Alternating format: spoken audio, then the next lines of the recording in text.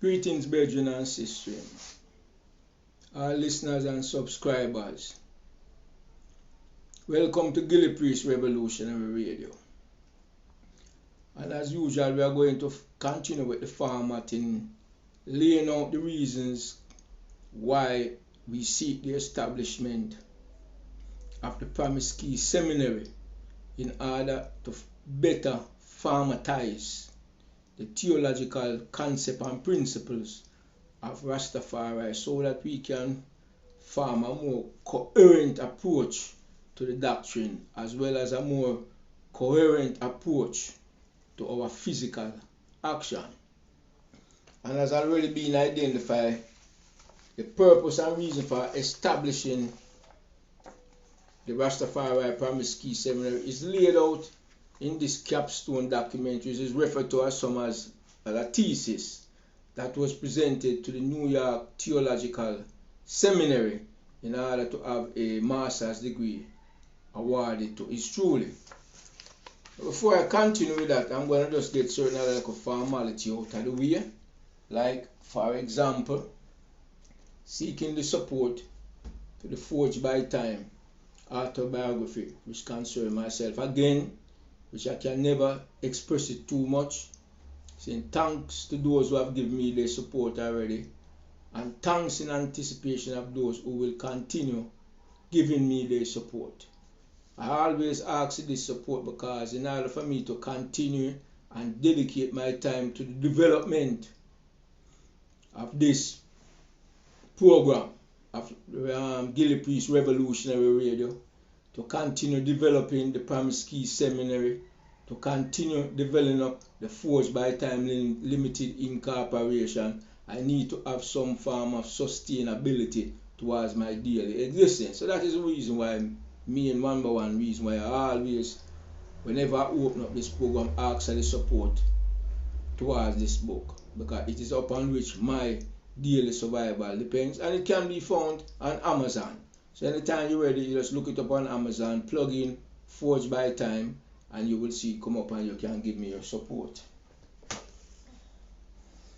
Now, as I laid out last week at the last Gillie Revolutionary Radio presentation, I informed the brethren and systems, my listeners, that I have incorporated a Forged by Time Limited Corporation. Now, one thing I would like to make clear to this audience is to let you know the purpose and the reason why I incorporated Forged by Time Limited Incorporated.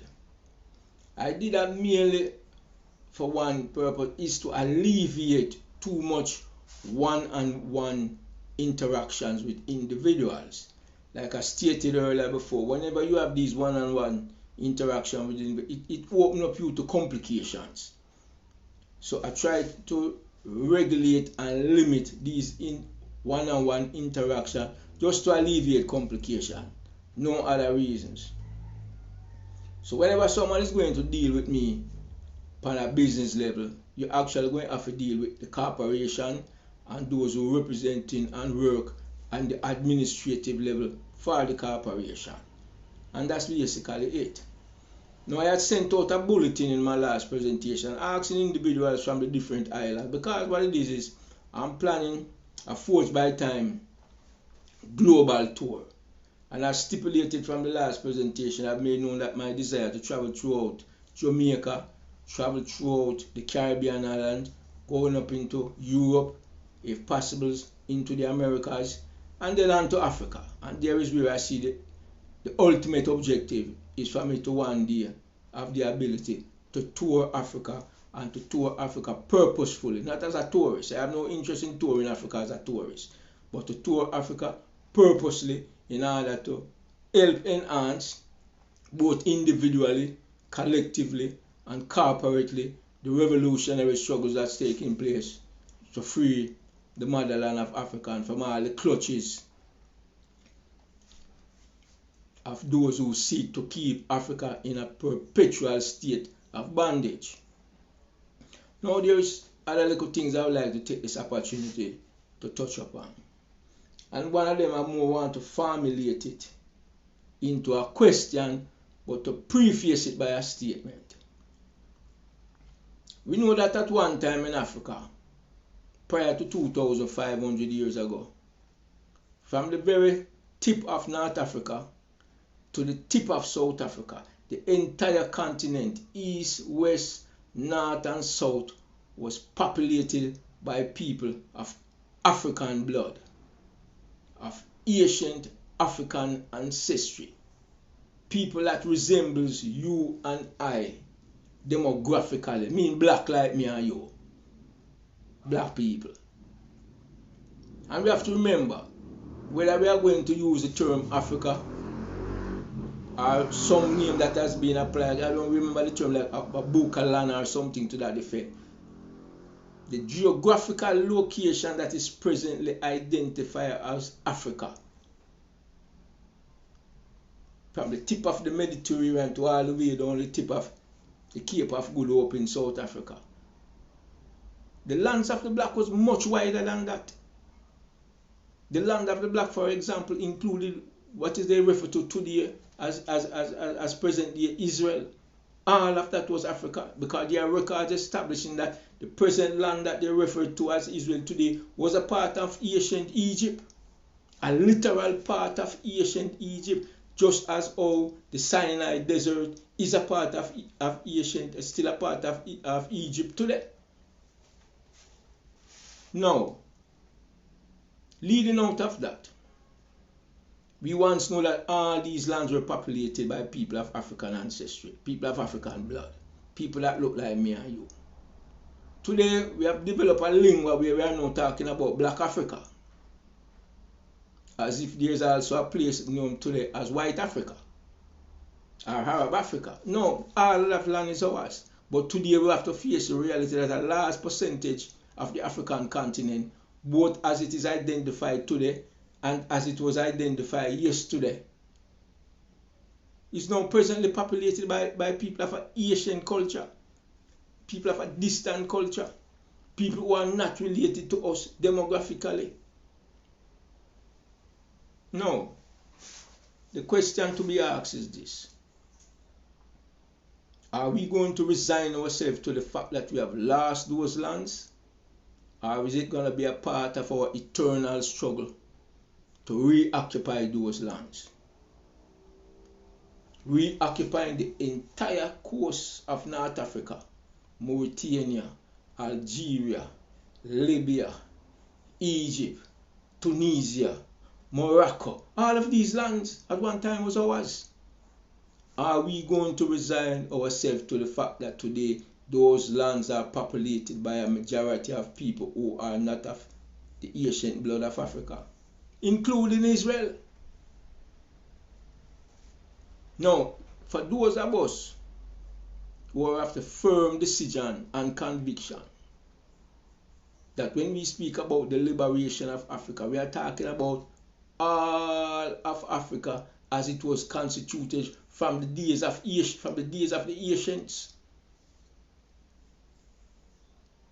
So when we speak of reconstituting all these ancient lands that we have lost to different ethnic groups, and we speak of reconstituting them demographically, meaning repopulating these lands with our bloodline, how do we go about accomplishing such an undertaking? And when do we begin going about accomplishing such undertaking? You see, Africans, when I say Africans, I'm speaking of both of those at home and those abroad. We must learn to see the development of historical occurrences through our own spectacle, just as Marcus Garvey had taught us to see the God of our salvation through our own spectacle. Now, when we look at what is happening in the so-called Middle East, because there is no such thing as a Middle East, demographically, geographically, historically, this old terminology of a Middle East is a manipulation of semantics in order to implant misinformation in your brain. Because just look at the simple thing. When you speak of the Middle East, the term Middle East has to be, not just the term Middle East, when you speak of East, West, North and South, it has to be relative to some point of one standing, you know. Because where I stand today and say the East is a totally different point of perspective when somebody stands in the middle of the so-called Middle East and point out the East to you, you know. Or when someone stands in Europe and points out the East. Or when someone stands in Asia and points out the East. Do you believe that a man standing in India, when he references the East, he's talking to where he's standing? No, he has to point to some reference point in relation to where he stands as being East. And who make these terminology and attach their political contexts to them? Those who masters the world today, those who define the geographical points and boundaries of the world. They are who reference from their point of view the East, the West, the North and the South. To determine the East, the West and the North and the South, it has to be dealt with from the point of not only where you're standing, but which way you faces.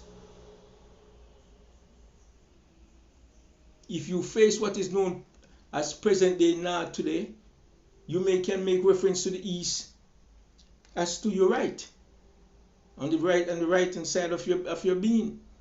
So all these are just contextual reference points that we are brought into. So when we speak of the Middle East, there is no such thing as the Middle East. There is a million Middle East, depends on where the individual stands, and he's making that reference to himself of where is the East, where is the West, where is the North, where is the South. Now get back a little closer to the reasoning. How are we going to repopulate these lands that were lost to us demographically? Let's, for example, look at the struggles that are taking place between Russia and Ukraine, and for some Russia and NATO, and for others Russia and the United States. Those are three different perspectives amongst many at which you can look at that war that is going on in Europe. You can look at Israel, the struggle between Israel, and if you want to give a different reference price, between Israel and the entire Middle East, or you can say between Israel and the entire world. Choose your point of reference from where you stand. But this question still remains, how should we as Africans approach and look at and analyze these struggles, instead of looking at it and analyzing it as just struggles taking place between two opposing parties, two opposing racial groups, or just as a struggle between which one you want to bequeath right to and the other that you bequeath wrong to. Where is our personal interest as Africans in these struggles? We Africans has to learn how to stop being just cheerleaders in this world, or just looking at a reference point and saying this is right and this is wrong, without trying to find your place within that struggle and see how that struggle affects you. And I'm not sitting here trying to dictate to anyone what side or what position to take, because you can take many different sides in any one individual struggle. There is no contradiction in saying, for example, let's look at Israel. There is no contradiction in saying that the Palestinian people needs their independence, needs to exercise sovereignty over themselves. And you can say that just based upon having a principle of, say, well, justice, freedom, liberty. You can take that position. But that does not necessarily mean that you taking that position safeguard the interest that you have in that struggle. What is the interest we as Africans should have in that struggle? For me, this is a simple question to a simple answer. How do we repopulate our ancient land with our blood. Because we want back with land, you know. We want back with land. And necessarily getting back your land does not necessarily mean you have to chase anybody out. But you need to exercise dominion over that which was once ours. So when we look, for example, at the struggle taking place in the Middle East, what Babylon called the Middle East, and where other Babylon says Israel, and where other Babylonian says Palestine, we have an interest in that struggle as African people. Because we do not even have the authority to give up what was bequeathed to us by our ancestors. We do not have the authority to say that land belongs to any other than ours.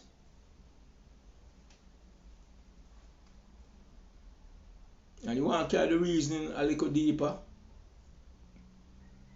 Who were the ancient Israelites?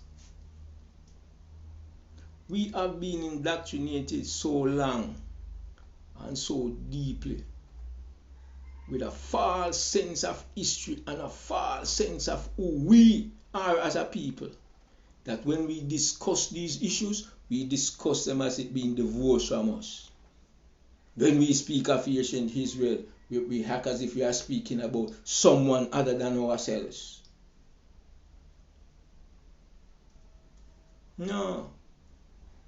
You are no spectator to the issues that are taking place in Israel today, or spectators to the issue that are taking place in Ukraine.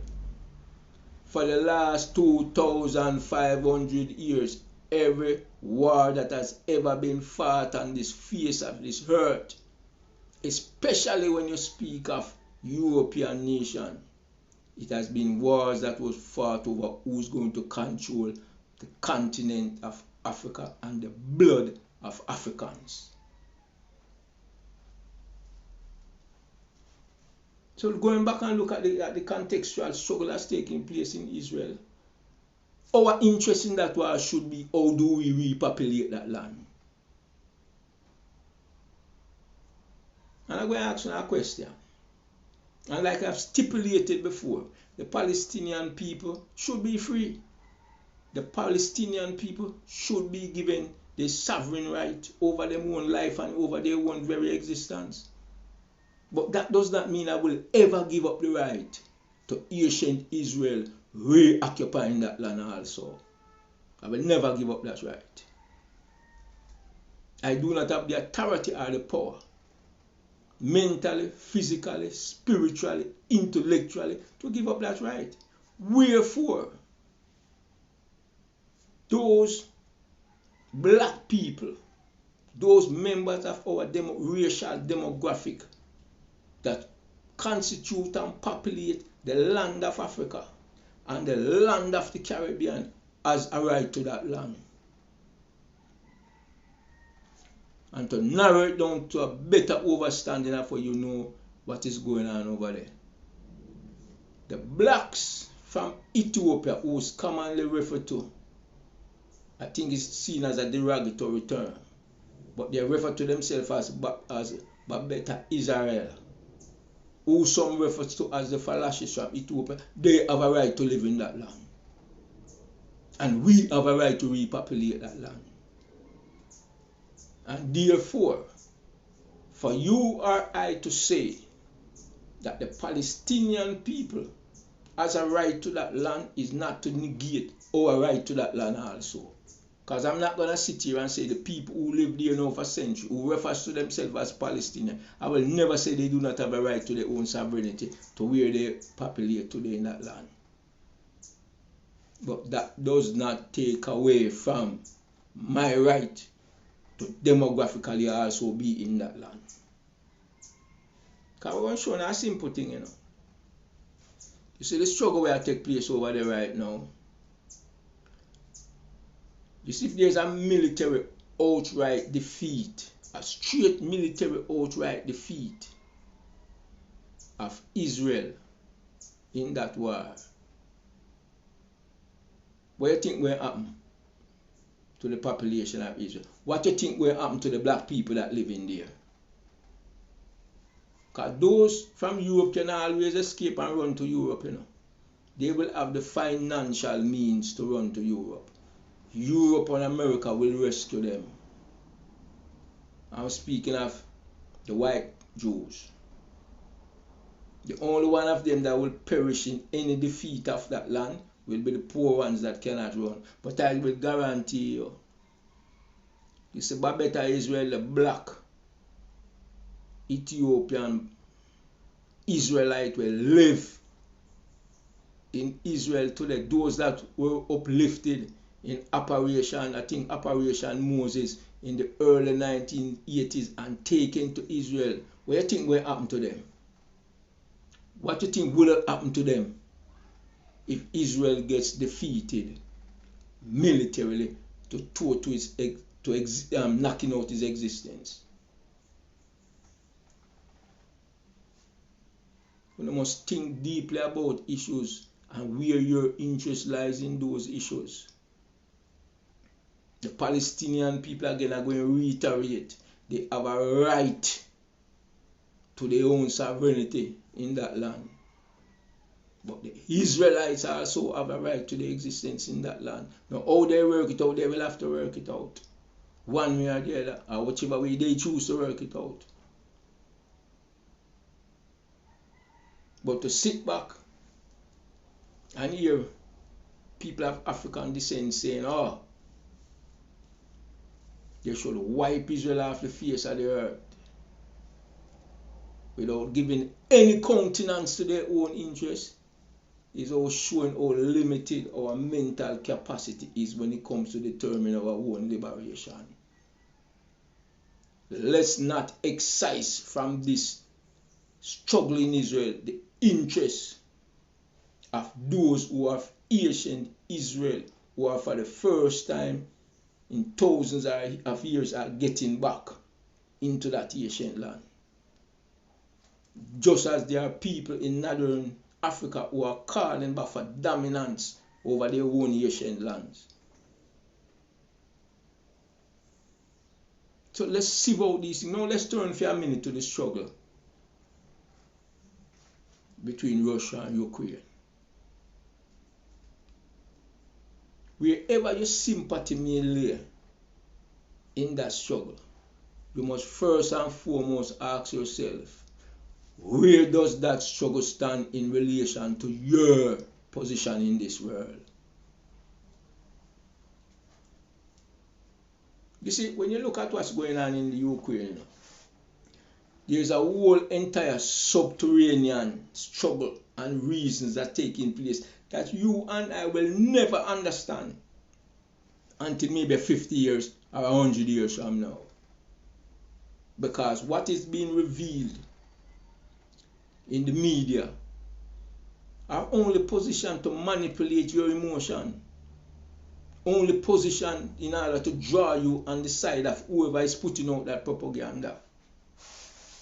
So a lot of time for us to really decipher those national and international struggles that are taking place over the world, we have to go back to history to see where does our interest lie. Why should I be interested in the struggle between Russia and Ukraine? If you look at it politically, we can easily side with Russia, for example, in relation to the fact that Russia supported the liberation struggle throughout Africa in the 1960s. The Russians gave military support. The Russians gave academic support. The Russians gave scientific support. The Russians gave military support. The Russians gave material support. Those are things you have to take in consideration in order to decipher all these things. And you can still look at Ukraine and say Ukraine has a right to sovereignty. You can still say that.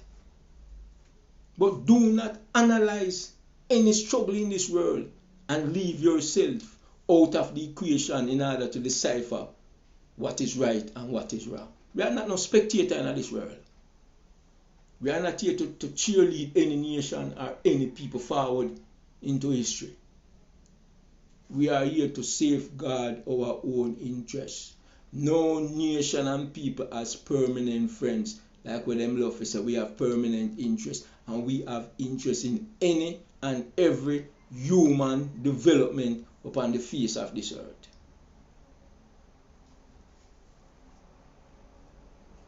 So we must be very analytical when we're looking at world struggles, because we have an interest in every military development on the face of this earth.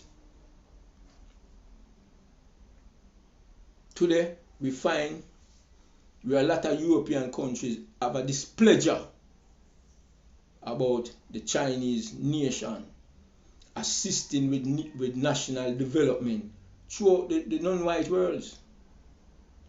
They have a problem with it. I just seen a documentary recently where they sent a speaker of the House of Germany with in an interview with a former president of Namibia, that is a country in West Africa, and this former speaker of the House of Germany is asking the Namibian president, why are so many Chinese in Namibia? And he has asked it in such an affront way that the president of Namibia had to say, what is your interest in how many Chinese I want to let into my country? How comes you living all the way from Europe coming and asking me why are so many Chinese in my country?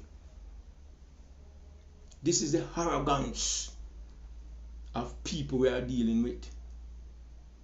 But that does not mean I do not have a displeasure with it. It does not mean that. What it means is that I have to more critically analyze the situation in order to come to a determinative point of view whether or not there are too many Chinese in my country and whether or not it represents a threat to my existence. I get up right here in Jamaica every day. I hear people complaining about there are too many Chinese in Jamaica. There are too many Indians in Jamaica. There are too many Arabs in Jamaica. There are too many foreign type of people holding too much dominant position within the government. People are bickering about this every day amongst themselves. But they have neither the means or the resources of the way to voice it in order to effect any type of change, if change is what they truly desire. So this is a colossal clashings of cultures and races and concepts and philosophy that is taking place in the world right now. And when it is over, this whole deck on the ship is going to be reshuffled, and we have to make sure that when the chairs on the deck of the ship get reshuffled, that we are best positioned on that ship.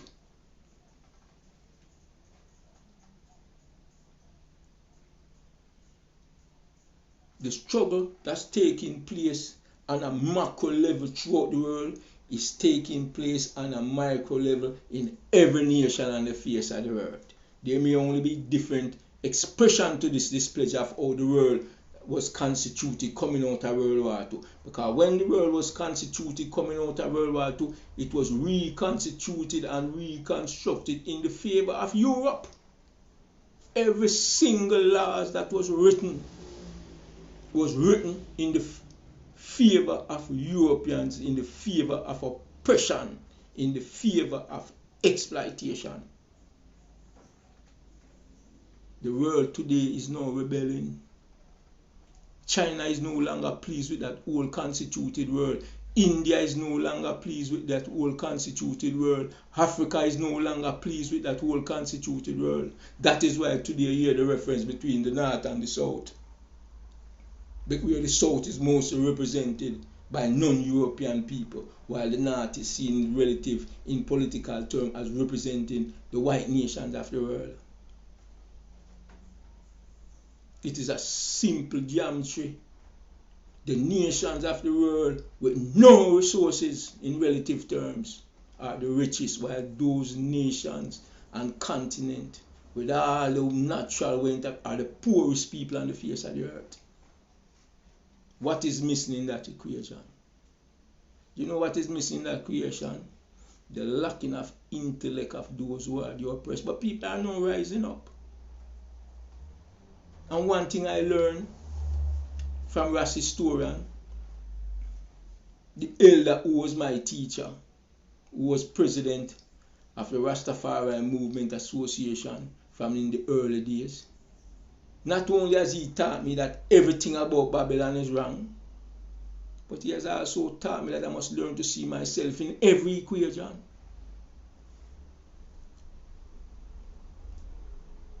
He has also taught me that we must give no quarters to the Babylonians. We must not leave them in any type of peace and tranquility under any countenance which they have stolen. Because we as a people have no right to give up anything that was bequeathed to us by our ancestors. Whether land, whether civilization, whether philosophy, whether in that nothing we give up no space to the Babylonians. Everything is ours. That was ours, is still presently ours, whether we want to use it or not.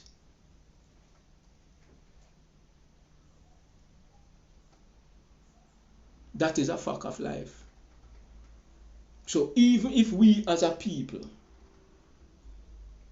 no longer seek to countenance ourselves, whether doctrinally or culturally or theologically or philosophically, as of ancient Israel, we still don't have the right to give it away.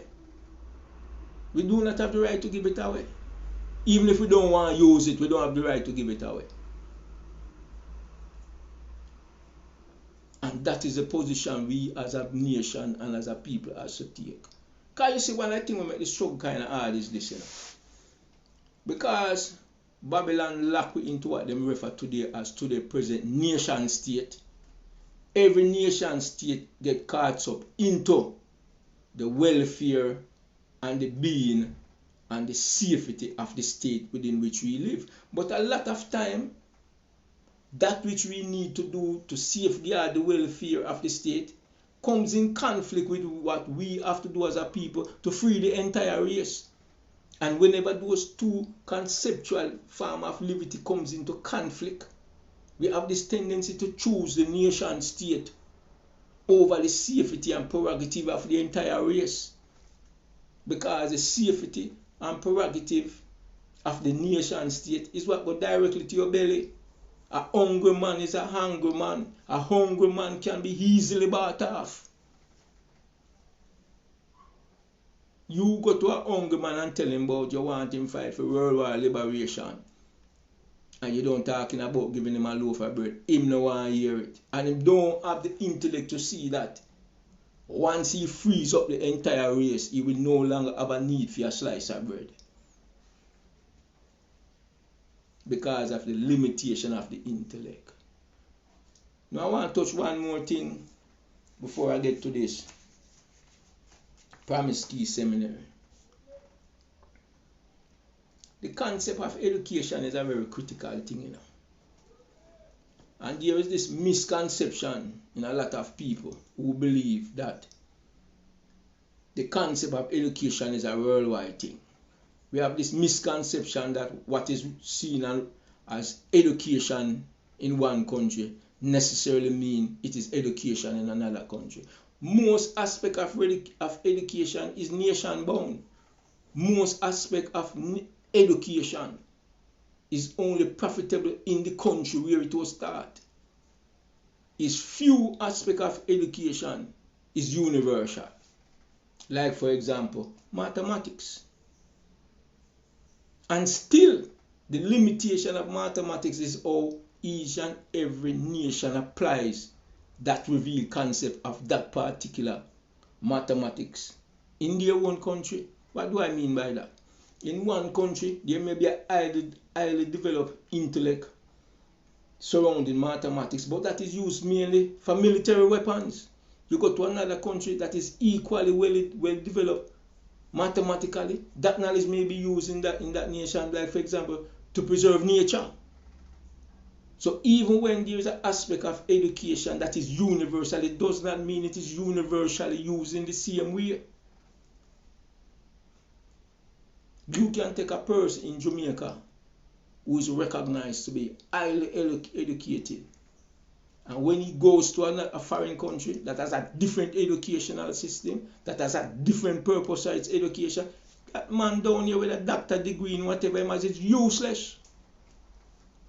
And this is without countenancing the fact that most people who are being indoctrinated with a certain type of education in the Western world, where that education system is formulated around a European concept, that education is even useless within that country where that individual was educated. Why you think throughout Africa, where the majority of the Africans, and even in the diaspora, who are being educated from a Western educational, philosophical point, where I think the 99% of them cannot find employment. Their very educational system is useless to them. It's not me, so go look at statistics. Go look at where you find people in Jamaica leaving high school, leaving universities with all type of degrees, with all type of, I forget the terminology that they use now when they leave in high school, subjects. The whole of them are sell on sidewalk. And that is not to degrade people that sell on sidewalk. I'm just pointing out a statistical fact that the majority of us are being educated with some useless doctrines. You are being educated in certain faculties that has no benefit to the nation, that has no benefit to the people, that has no benefit to the very person who has attained that education. It is useless.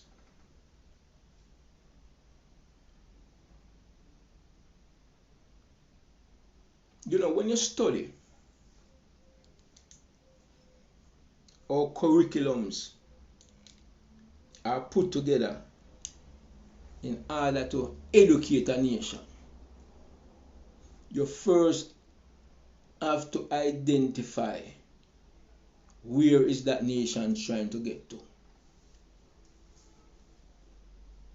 And in terms of Jamaica, we have to ask, where does Jamaica see itself 50 years from now? And once you are able to identify where Jamaica sees itself 50 years from now, or where any black nation sees itself 50 years from now, then you have to develop the educational system that can take you there. And another critical part of when you're dealing with curriculum development, each aspect of the curriculum development, whether at the primary level or the secondary level or the tertiary level, each level has to equip the child to accommodate the lessons that is necessary for the next level. And the child itself has to understand that.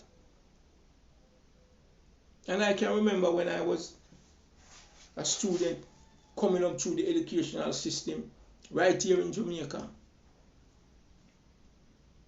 No one has ever sat me down and tried to explain to me the purpose of undertaking any subject matter, more than telling you about you can get a big job.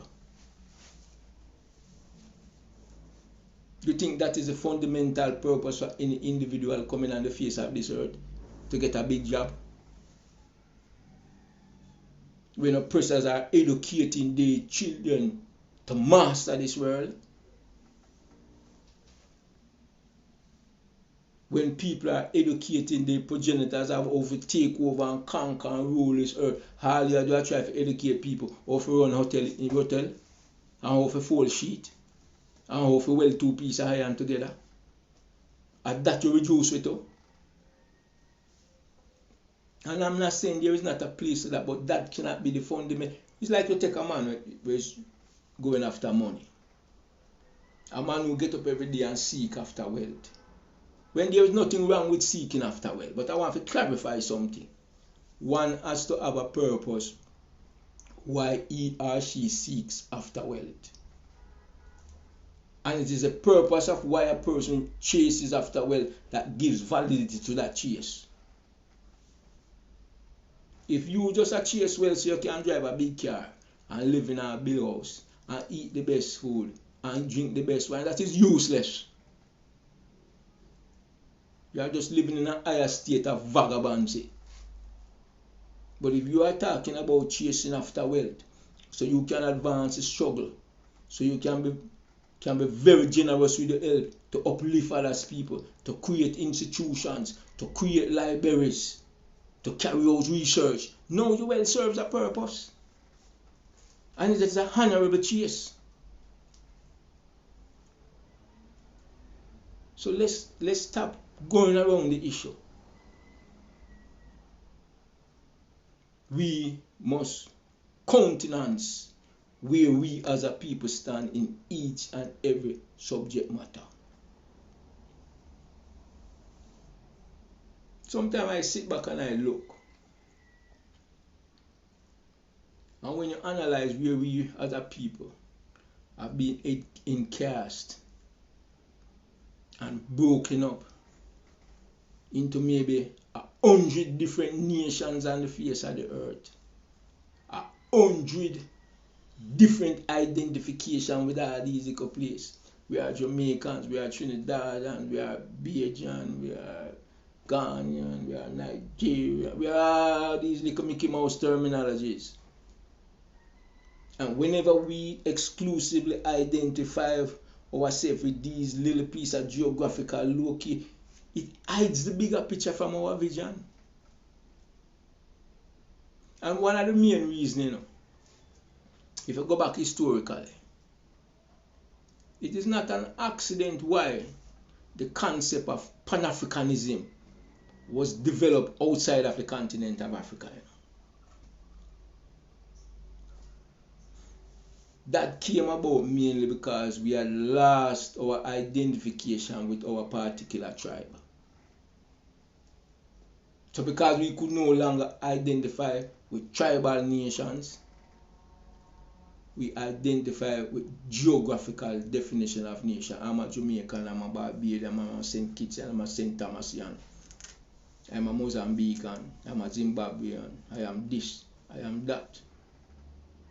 And we try to hold so exclusively to that negativity. And because it is those of us who had lost the tribal identification, that is why we are so strong in our Pan-African concept.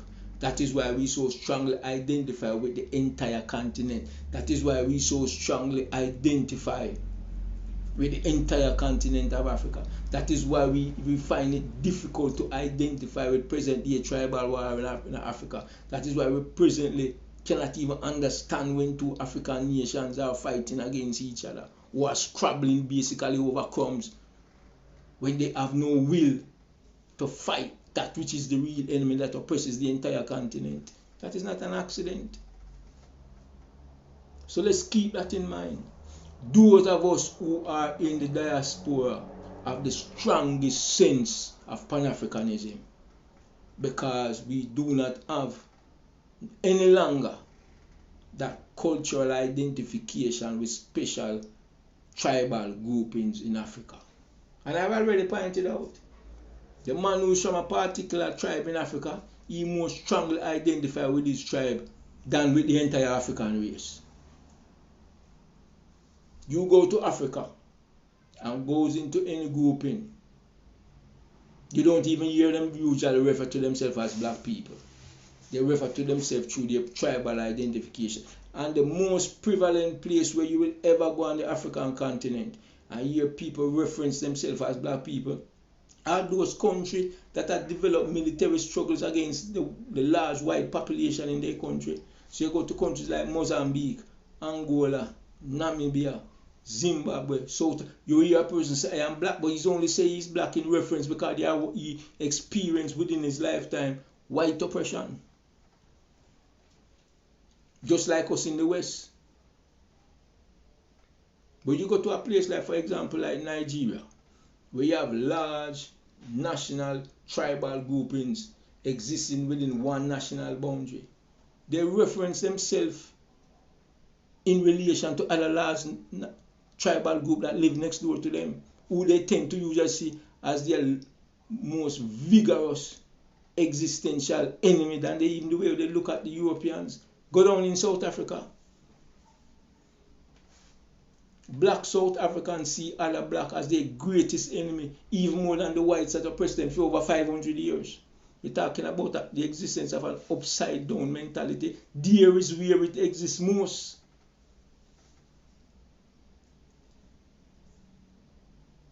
And don't even reference when you talk about the country that I make and speak of most, Jamaica.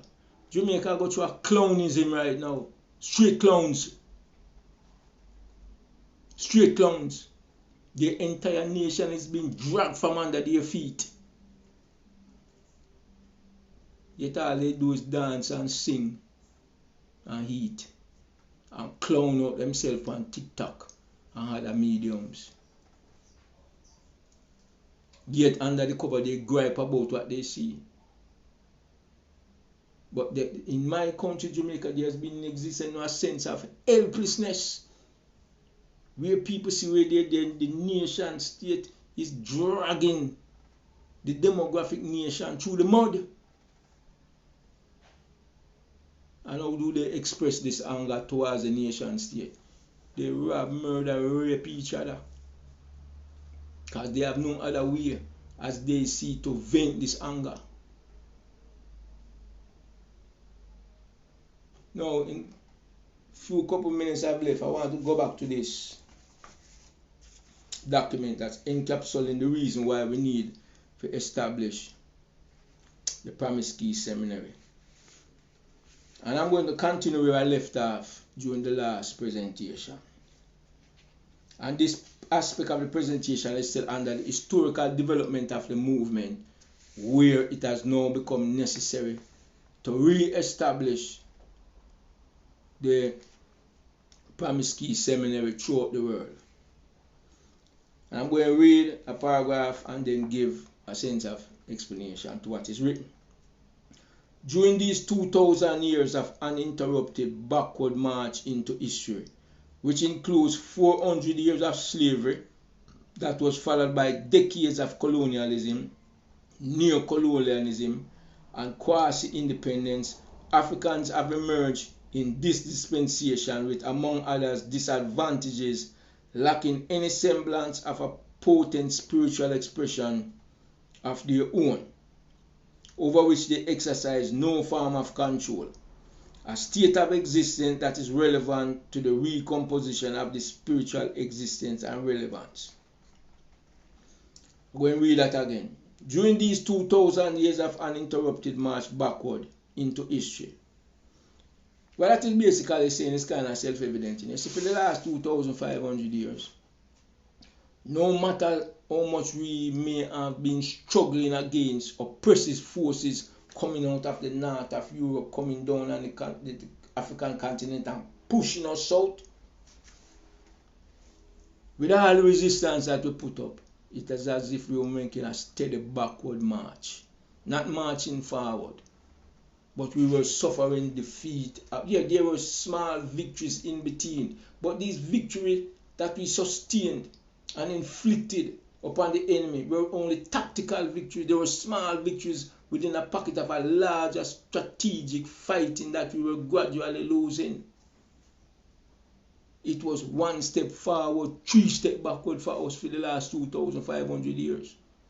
And the evidence of that strategic defeat can be seen and exemplified by the fact that we are the most oppressed people upon the face of the earth. We are the most imprisoned people upon the face of the earth. We are the most exploited people upon the face of the earth. And whether you want to face it or not, it is a reality. We as African and people of Africa, we were being conspired and still being conspired against by every nation and race upon the face of the earth to be in the position we were, and they are holding us down in that position. And a large part of being held down is the amount of strength that we contribute to holding down ourselves.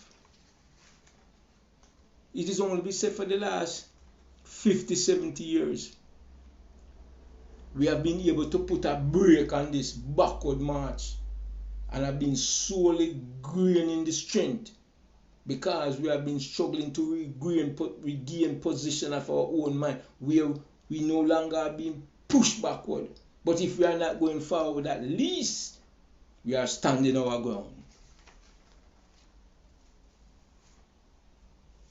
So that is what that is saying right there. So Africans have emerged in this dispensation with, among others, disadvantages, lacking any semblance of potent spiritual expression of their own, over which they exercise no form of control. Members of our race have become members of every religion on the face of the earth over which we have no control. Look how many Africans are Muslim today. Look how many Africans are Buddhists. Look how many Africans are Christians of all these different denominations. Look how Africans are members of every constituted foreign religion upon the face of the earth. Yet all these constituted religious orders on the face, none of them is governed by the African race. We all sit down upon the other people fig tree. The oldest people upon the face of the earth is now being indoctrinated with theological doctrine by foreigners. People who came on the face of this earth after us, yet of us. They have the one now are sending missionaries from all these religions to indoctrinate us. Running after every foreign god. Sleeping under every foreign doctrine, every foreign philosophy. And then you turn around and talk about you want people to respect you. God can talk to every people upon the face of the earth under freedom language. And by you going up under everybody's spiritual doctrine, you are reaffirming to your future generations and to yourself that you are unworthy as a race for God to speak to. So you have to go listen to how God speaks through other people to you. You have no control over that which you believe. You think when the great scholars of this world, these scholars that represent these various religious orders, when anyone needs an explanation or any in-depth view of these religious doctrines which you worship and follow, you think they're coming to any African? You think anyone wants a deeper understanding of Islam going to go to any African and ask him for that explanation? No, they are going to what they refer to as the Middle East. They are going to find the Arabs. Anybody want a deep understanding of the religious Christian order, them not coming to the African. Them are going to the Vatican. Or them are go to the edge of all these different denominations and ask them. When are you going to recognize the disrespect that you are inflicting upon the future generation of the African race? When are you going to exercise any form of self-pride and self-acknowledgement by worshipping and exercising control of that which is yours?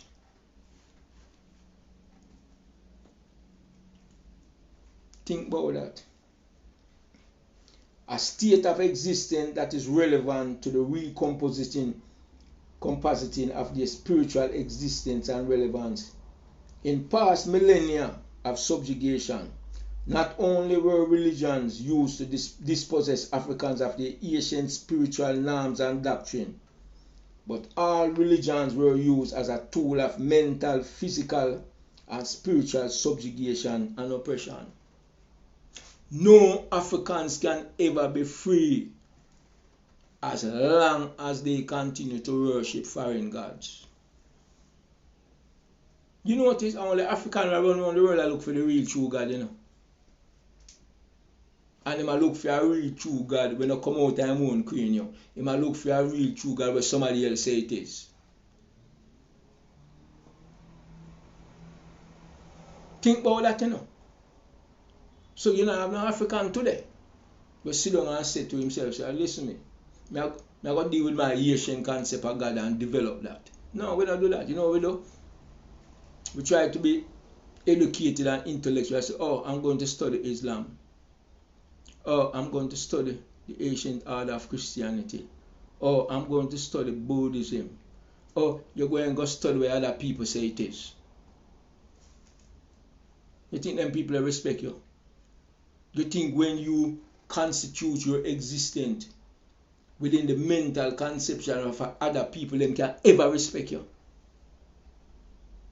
No, man, they will tolerate you, but them will respect you, man. Them laugh after you behind your back.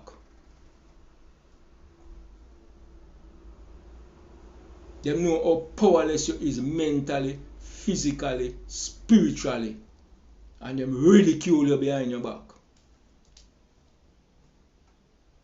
But in front of your face, you think them accept you. You are the laughing stock of the world. We as the members of the African race are the laughing stock of the world.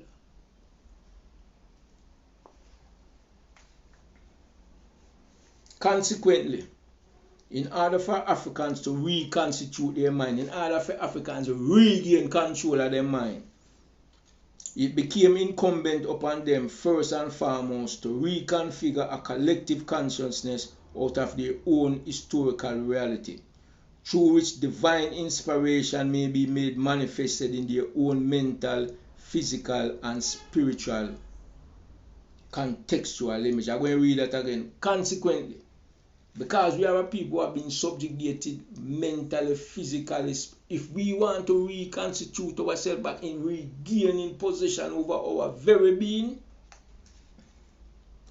consequently, in order for Africans to reconstitute our mind, to take control of our own mind, because there is where the struggle first must begin, it is incumbent upon us to first and foremost to reconfigure a collective consciousness.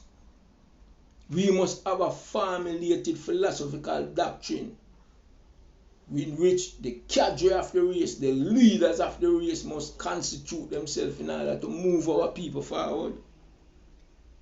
A collective consciousness out of our own historical reality. Our own historical reality as the key to our freedom. We don't need to go buy into any other people, philosophical, ideological, religiosity, spirituality. We come out of freedom living experience for free us. It can't free us. The only thing can free us is when we apply our mental power and wed it to our own cultural, historical experience. That's why the answer to our question lay. The answer to our question does not lay in follow any other race anywhere. That can free them, it cannot free us. And that is what we have to learn and accept. A collective consciousness out of our own historical reality, which divine inspiration may be made manifested in our own mental, physical, and spiritual contextual image. How does a race of people take control of themselves? The key to taking control of ourselves is by analyzing our own historical experience and forming a collective consciousness out of it. You know, when you know a people first form a collective consciousness out of their historical experience, is when you can produce a leader or you can produce a collective leadership. And when they speak, even if you are not of their intellectual caliber, you feel the thing them what them say. And you can say to yourself, yeah man, that me I say to, even if I cannot express it verbally, me can feel it vibrationally and know say the speaker there, or the organization there, or the collective leadership there, is speaking on my behalf because me can feel the vibration and the frequency of it. And me can say, yes, that me I deal with. Me not have to be for him intellectual faculty and capacity to feel it. Nah man. Why you think people throughout this world, why you think great leaders is able to speak so effectively in order to move their people forward?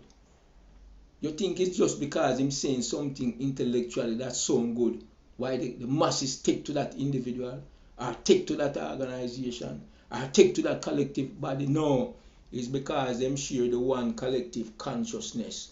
And this individual speaker, or this collective speakers, or this organization is giving expression from the same collective consciousness of the entire people, which is of the same vibration and frequency. So 1 million people can be listening to leadership presenting an argument and say, yes, you're right. Yes, you're right. Because that is that which he feels, and that is which is a part of that collective consciousness. That is what great leaders do. That is what great speakers does. That is what great organization produce. And whenever you try to form a leadership out of any alien concept or any alien thought that is divorced from the collective consciousness of our African people, then you can't lead them going away. And you will never lead us going anywhere. Because you are coming with alien thoughts and alien concepts, which is useless, which is divorced from our own experience. So when we speak of constituting the Rastafari Promise Key Seminary, it is to reconstitute back the collective consciousness of our people philosophically and theologically, to reinforce the catcher principle, to move us forward within this collective struggle. So when I come with no alien thought and no alien doctrine, we are not here in trying to say, for example, we are struggling to free all humanity. Every other set of people upon the face of the earth, when you look, listen and look to them exclusive doctrine, they're not talking about freeing no entire humanity. Only African people are thinking them way, and you don't even free yourself yet. You're lacking the capacity to free your very self, but you're taking up the burden, but you want to free the world. Free yourself first. Do what is necessary to free the man and free the woman and free the pitney them of the African nation. Then we can talk about freeing the world. And seeking our freedom exclusively is not anti-seeking to free the world. That is what we must learn. So, brethren and sisters, we have touched upon a lot of things today. And some of them I need to go more in depth within them. I'd also like to, in closing, as my practice, reference the Forged by Time, so we can move forward. And give me all the support as usual, and well appreciated, and thank them very much. In countenancing the future going on, every presentation made by Gillie Revolutionary Radio, I will continue on reading and explaining this document through. And like I keep reminding the brethren them, I'm going through each and every page to lay out the reason why we are reconstituting the Promise Key Seminary. And once we start the ideological and the philosophical teachings, it is going to come from this book right here. A document put together for over 400, close to 400 pages, dealing with the inbound concept, or man free mind, or woman free mind, or pitney free the mind. So until that time, brethren and sisters, this is Gillie Revolutionary Radio, a subsidiary of Forged by Time Limited Incorporated. Stay tuned, keep the show going, stay positive. One God, one aim, one destiny, peace, love, and unity. Brethren and sisters, one love.